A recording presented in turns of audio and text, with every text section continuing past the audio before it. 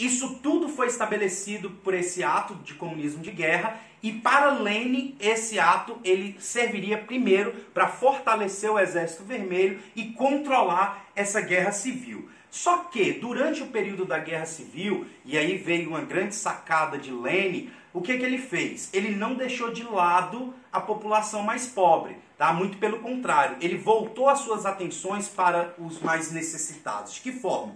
Diminuiu a jornada de trabalho, manteve o salário igual, mesmo com a jornada diminuta, e também obrigou os camponeses e o proletariado a frequentarem escolas, tá? Ele transformou as escolas em públicas, ele deu espaço para que todos estudassem. Por quê? Porque ele entendia que a única maneira do socialismo se difundir dentro da Rússia era através da educação. Com isso, ele resolveu um problema que era muito grave na Rússia, que era o analfabetismo, tá? Bom, com tudo isso, ele foi conseguindo manobrar a situação, tá? Resolveu o problema, a Guerra Civil ela acaba, tá? Ali mais ou menos em 1923, por aí, a Guerra Civil chega ao fim. No início de 23, ela chega ao fim, tá? Só que o resultado foi um enfraquecimento ainda maior da economia russa, tá? Por motivos óbvios, tá?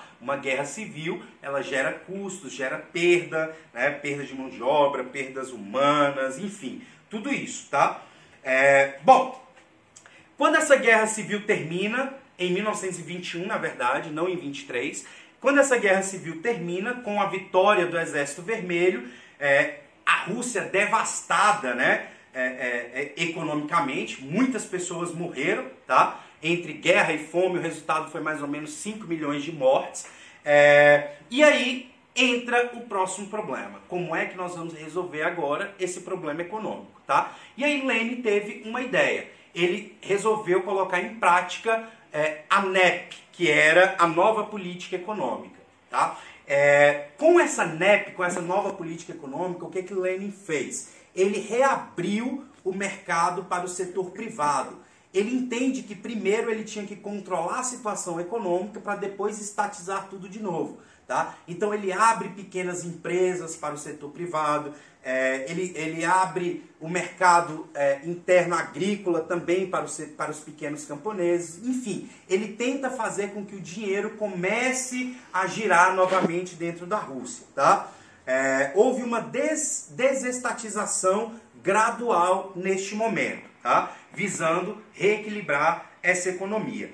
O resultado não foi assim tão imediato, mas conseguiu ir manobrando, né, essa situação dentro da Rússia sem precisar de ajuda externa, o que foi essencial para o que vai acontecer um pouco mais na frente, tá? Bom, em 1922, então, a Rússia é renomeada como União Soviética porque ela acaba conseguindo incorporar algumas pequenas cidades ao seu território, tá?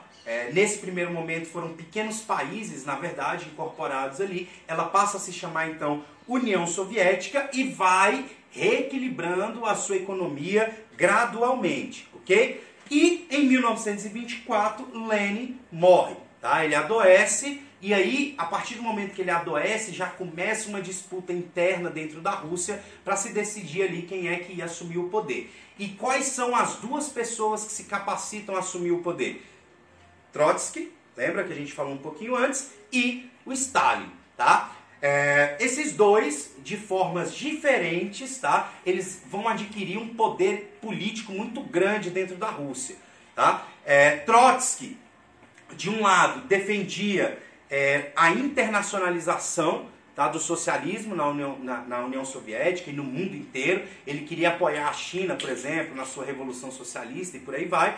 Já Stalin pensava um pouco diferente. Stalin pensava que primeiro eles tinham que garantir o socialismo dentro da Rússia, o socialismo interno, fortificar a Rússia o máximo possível para depois pensar numa internacionalização desse socialismo, tá?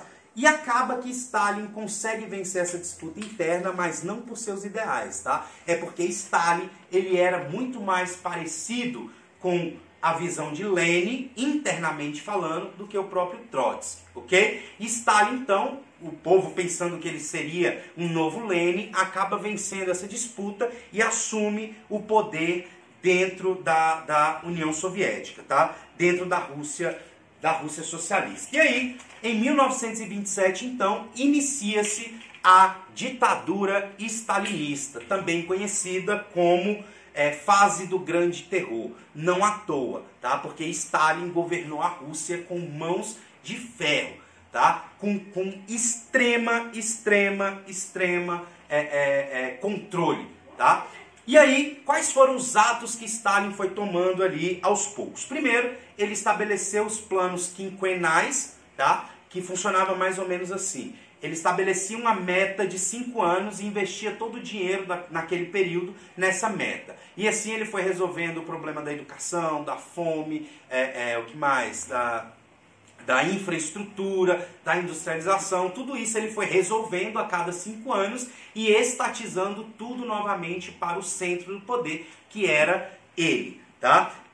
Começa um momento na Rússia de extrema repressão, acaba mais uma vez liberdade de imprensa, liberdade de expressão. Os russos não podiam falar o que pensavam na rua, eles não podiam professar palavras contra o Stalin. Começa ali mesmo a grande fase de terror da União Soviética, tá? Porém, o que Stalin consegue fazer através do controle de tudo que era cultural, político e econômico é fortalecer extremamente a economia russa, tá?